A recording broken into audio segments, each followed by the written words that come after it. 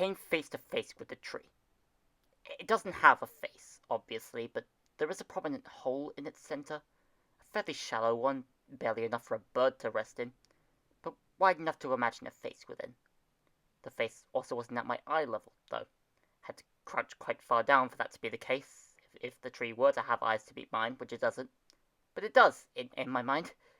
To be honest, I'm not sure why I think that. I never saw the tree as a person. A fascinating object, definitely. A spot for adventure. But not a person. I wouldn't have liked that thought. Climbing over a person, I was always told I needed to stop doing it. That it's hurting them. Hurting the tree was definitely a fear, though. I was always so scared of the branches snapping. And not just because they would have fallen on me or sent me falling. The tree would be losing something. I think it's because I respected the tree. The face thing. I saw it as an intriguing, calming, comforting thing. Even when I didn't have that vocabulary like I do now. It was nice to me. Gave me something nice to look at. Someplace nice to spend my time. Maybe I wanted to be nice back, even if the tree could never know. Trees are very kind specimens. My mind never changed on that. They're instrumental to our oxygen supply, despite none of the highest members of society ever appreciating them for it. The fact that they're only where they are because they're being supported. I swore, some years ago, that if they cut this tree down, I'm going to be here on the day, as its mourner. Thankfully, that isn't why I'm here today. This is for a very different goodbye. I laid my hand on the bark, just to the right of the face, and I remembered the very first time I did, 20 years ago. At 5 years old, my dad was taking me on a walk through this field, and I was drawn in by the seemingly magical, gigantic structure of this tree. It didn't just tower over all the others on the path, it weaved a wondrous web within the walls of its leaves. I couldn't help myself from trying to climb it. I'm sorry, but that tree's just a little too high for you to climb, my dad warned me, holding my other hand. There are some smaller ones down the path. Would you be happy with that? My hand didn't leave the bark. I scratched into it, attempting to hold a grip, while my dad tried to pull me away. Do you just want to touch it? That's fine, my dad reassured. But don't do any more than that. You'll hurt yourself. We stayed there for a few minutes, him watching over me as I tried to feel all over the parts of the tree I could reach. I don't know what I was feeling around for. I knew I couldn't reach the higher branches I really wanted to, but I still liked being as close to it as possible. The rough texture was almost addicting. I didn't entirely take my dad's advice. He said I shouldn't do anything more than feel the tree, but I only understood it to mean not climbing it. Because the thought had never crossed his mind, he never said not to lick the tree. Oh, that's really not good for you. Please don't do that again. But it'll be alright. It's not poisonous, he told me in a hesitant panic, pulling me away from the tree and rubbing circles into my back as I attempted to cough the tree sap out of my mouth. All I could muster was a repetitive and meaningless, I'm sorry. I wanted to tell him my reason for licking the tree, to try and closely connect with it, experiment with what I could do from my position, but I didn't have the words, and I was dissuaded from it anyway. God, that child of yours is weird, a passing adult told my dad, among a longer conversation I wasn't listening to. Weird. That word defined my life once I finally figured out what it meant. I'd heard it at school, but for some reason, the way the woman spat it out, like she was the one who licked the tree, stuck in my mind. I didn't touch any of the other trees. After that incident, I knew it was weird to go around exploring them without thinking about how they could hurt you. Other kids would know that. They'd be sensible. They'd listen to their parents telling them not to do anything stupid. But I was stupid. My thoughts were stupid, and I needed to not listen to them if I wanted to be smart. That didn't get me very far. It's impossible to function without your thoughts, however seemingly stupid and certainly irregular they may be. I don't think that woman should have called me weird. A 5-year-old child trying to explore nature and not instinctively knowing every safety measure should have been expected. The act of licking a tree is definitely unusual, but it made sense in my headspace. Maybe my headspace itself was different, but that wasn't right for her to make fun of either. In the present day, I paid no mind to her comment, and ascended up the tree. It took some effort to pull myself up, as it always had. My dad was right that the initial height was quite steep for a small child, but I made it up, with greater ease than my younger self. I had an obvious height advantage, there wasn't much to be proud of, but a sense of accomplishment still swelled in my heart. The remainders of what I felt the first time I made the leap, I imagine. There's a certain magic in clearing a goal you set yourself without ever knowing you'd reach it, no matter how easy it turned out to be. Additionally, I always loved taking the time to rest here, after the physical exertion of clearing that hurdle. Ironically, for how far down it was in the structure, this is one of the best views the tree provided. Lying underneath the pleasant set dressing of the flourishing leaves and winding branches above, as you rested your head on one side of the split trunk and your legs on the other, gazing at the sights of the field like you were sunbathing at the beach. Better yet, gazing at stars. There were even some more sturdy branches a short distance upwards, so a friend could relax alongside you. "This is so cool," my best friend said to me at 10 years old. "I can't believe I finally did it." "No way. Do you think there's room for me up there?" "Obviously. If you can make it. Maybe you just don't have my talent." "No way, I'm coming up right now." That was the taunt they often made. In PE, or the obstacle course, and Mario Kart, they always picked up new skills faster than I did, and challenged me to match them. They were one of the greatest motivators I ever had. "Hey, you're actually doing it. I'll get out of your way," they asserted. And they followed through by venturing even further up the tree, giving me all the room I needed to clamber onto the split. "Woo!" I screamed, gripping the branches for dear life. Not because I was scared, it was just pure adrenaline. "I did it! Look at me, I did it! I can't believe it! Knew you had it in you." "What are we doing now, then?" I'm not sure I'm ready for that climb yet." They gestured towards the much thinner, more unstable branches. I nodded in fearful agreement, but did not answer their question. "Come on, you hyped this up so much," they continued. "Are we just gonna sit here?" "Well, I'd like that, yeah." We finally climbed up. Now we can enjoy the view, right? "Really?" The smirk dropped for the first time that day, and my heart dropped in tandem. "No, we don't have to. I was just saying, I'm sorry. I know that's weird. I'm sorry. Whoa, please don't cry. I'll sit here with you. I promise. It's a pretty good view." They were just saying that for the sake of it. I could tell by how quickly they rushed their words.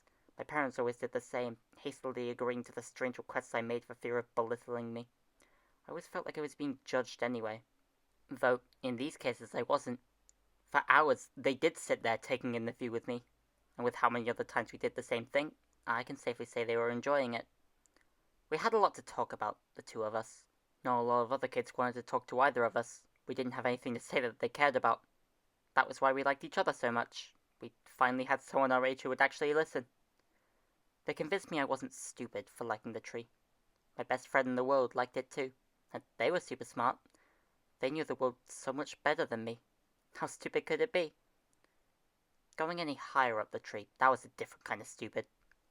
I continued the climb with complete confidence, of course, but that was a result of years scaling this thing over and over again. Anyone else, even with the same stature I now held, would be fearful of relying on these branches for support.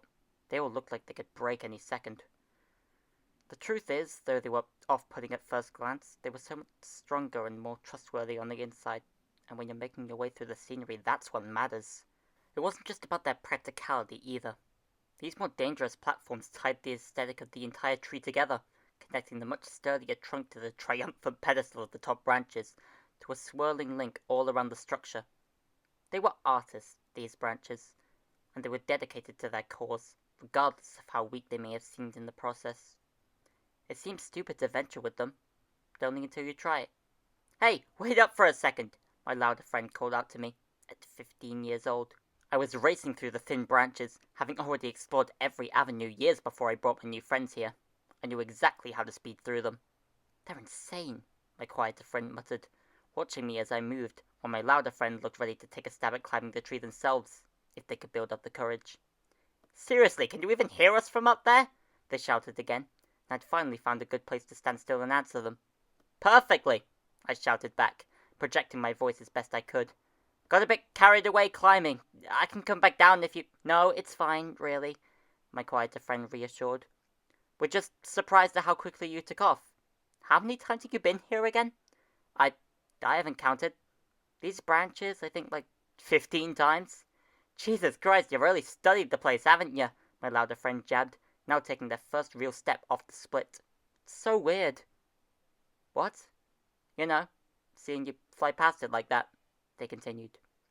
You're never usually that confident. Oh, I'm surprised you're even this strong. You poked yourself all around the place like it's nothing. My quieter friend didn't interrupt them, but they did give them a nervous smile that encapsulated my feelings better than my words could. I... What are you trying to... My hands clenched far too tightly around the branches. It may have just been my imagination, but I could have sworn I heard one of them snap, and that just made me even more tense. I had completely frozen up, and my position was far too unstable for that. Wait, are you doing okay? My louder friend questioned. When they didn't get a response, they looked to my quieter friend and told them, Okay, we're going up. Alright, they simply responded. My eyes darted around, watching them maneuver through the area at a much slower pace than I had in years. From their own darting eyes, I could sense a similar curiosity and explorative instinct that I had initially felt, making it out there for the first time. There was something more unstable than nervousness in their movements, though, and especially in their expressions. By the time they had reached my position, I had calmed myself down, with a lot of controlled breathing and thoughts about my happy place. It was easy to form a clear picture. Seriously, are you good? My louder friend asked again. I nodded. I'm fine now. You don't need to... I was just asking what you were trying to say earlier. From there, I told them what I was feeling. I knew my friend didn't mean anything bad by what they said, but it reminded me of how a lot of other people saw me, and how I sometimes saw myself, as weak and shy and only competent in stupid hobbies that didn't matter. I thought I'd never make it in the world if I could only show my strength in the weirdest ways. Hey, no, that was what I was trying to say, my louder friend confirmed. It was just really cool to see you in the zone like that. You look so much more comfortable with yourself than you usually do. But I mean, not always. They appeared to draw a blank on examples to give, but my quieter friend nodded in confirmation. I appreciated the sentiment. That mattered more than the words. I don't know, I exhaled. Honestly, I just wish I could always feel in the zone like that. I don't have any of that confidence most of the time. I never know if I'm doing anything right, and I hate it. No one feels that confident all the time, my louder friend simply replied. You've got your strengths and weaknesses, and you handle them about as well as anyone else. Trust me. My quieter friend added, and climbing this thing has been pretty fun anyway, aside from, you know. I couldn't help myself from laughing, and the two of them shortly joined in. We spent the remainder of the day exploring the tree even further, without the other two fearing a fall nearly as much, and without me fearing my incompetence in life nearly as much. My anxieties didn't disappear after that day, not even close, but I felt so much more at ease with myself. Even today, as I continued my climb, I could feel the positive influence of days like that, where I was affirmed that my interests were worthwhile. I wasn't wasting my life by enjoying myself, and I wasn't incapable of anything useful. I had my unusual fixations, but I had more recognizable skills too, however much I struggled to present them sometimes. I looked at my surroundings, the endless branches and leaves coating the entire landscape, bending between and brushing against each other in harmony, and I remembered just how much I appreciated my support system for appreciating me in turn. However, just as I lost myself in my wonderment, I grazed my hand against a particularly sharp branch. Are you serious? My partner laughed at me, at 20 years old. How many times have you been up here and you're still hurting yourself? I'm fine, it's barely anything, I responded, continuing my ascent like nothing had happened. Doesn't happen often, and doesn't leave an effect when it does. I know what I'm doing. Yeah, I know. They rolled their eyes and followed me up.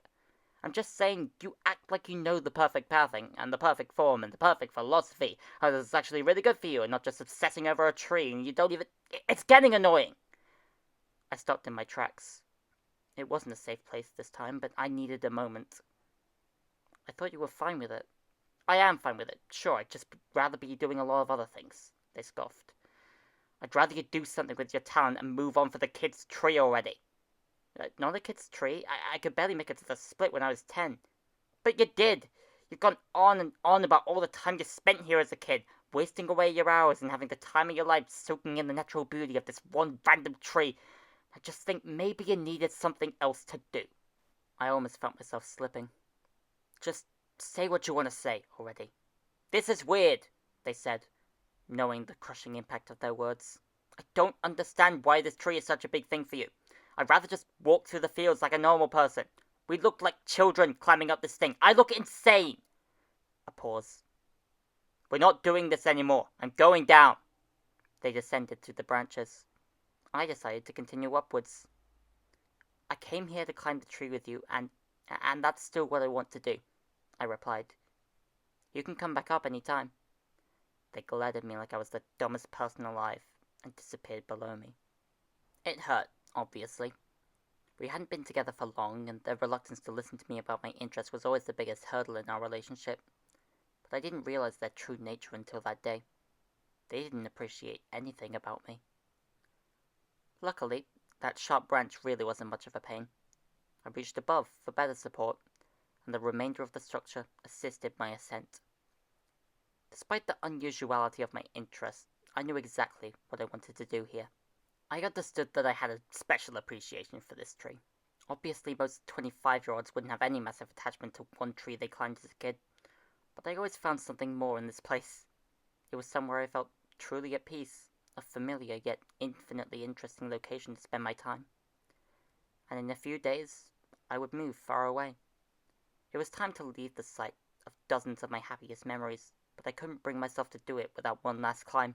Just as I thought, my navigation knowledge hadn't disappeared in the couple years I had left the place alone, nor had my comfortability with the landscape, nor had my excitement over it all.